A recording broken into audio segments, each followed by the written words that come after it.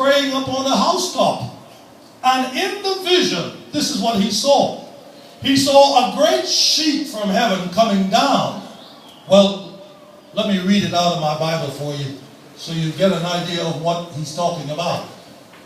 Acts chapter 10 and I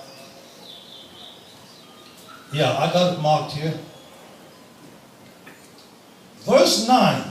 On the morrow, as they went on their journey, they drew nigh unto the city, and Peter went up on the housetop to pray about the 6th hour. That's in the middle of the day, 12 o'clock in the day. Peter went up on the housetop to pray. And he became very hungry. How many of you become hungry around 12 o'clock? Some of you get hungry before 12, huh? Peter became very hungry, it says, and he would have eaten, but while they made ready, he fell into a trance. How many of you know what a trance is? Okay?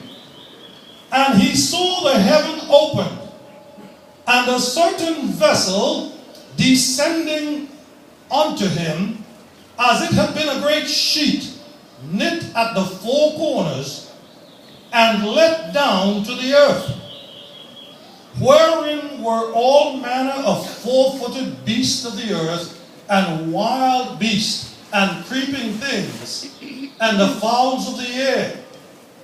And there came a voice unto him, saying, Rise, Peter, kill and eat. But Peter said, Not so, Lord, for I have never eaten anything that is common or unclean. And the voice spake unto him again a second time, What God has cleansed, that call not thou common. This was done thrice, and the vessel was received up again into heaven.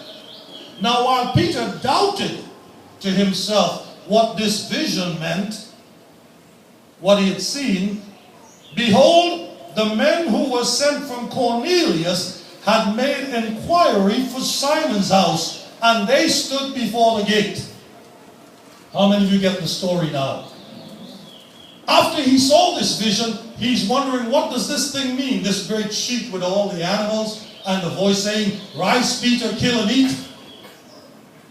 And Peter said, No, Lord, I can't do that. I am a devout Jew. I can't eat any animal. And God spoke to him and said, What I have cleansed, don't call it common or unclean. And while he's wondering what that vision means, the people that came from Cornelius' house were there waiting by the door. And they came in and they told Peter that their master Cornelius had sent them to get him. What do you think Peter did? Let me read the rest of the story real quick for you out of the Bible. It says in verse 21, Then Peter went down to the men which were sent unto him from Cornelius, and said, Behold, I am he whom you seek.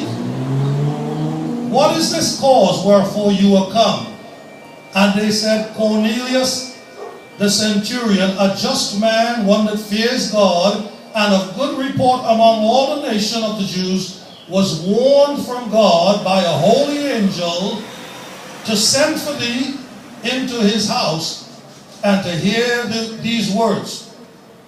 Then called he them in, and he lodged them. And on the morrow Peter went away with them, and certain brethren from Joppa accompanied him. Now, verse 24 says, And on the morrow after they entered into Caesarea, Cornelius waited for them, and had called together the kinsmen and the near friends. And as Peter was coming into Cornelius' house, Cornelius met him, and he fell down at his feet, and he worshipped him. But Peter took him up, and he said, Stand up, I also am a man. And as he talked with him, he went in and found many that were come together. So what had happened here was Cornelius had invited all his neighbors and friends into his house, waiting for Peter to come and speak to them, just like we have here today. All the neighbors and friends were in Cornelius' house to hear what Peter had to say. How many of you would like to know what Peter had to say to that crowd? Let me read it.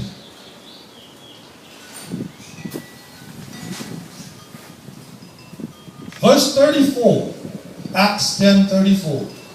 Then Peter opened his mouth and he said, "Of a truth, I perceive that God is no respecter of persons, but in every nation he that feareth him and worketh righteousness is accepted with him."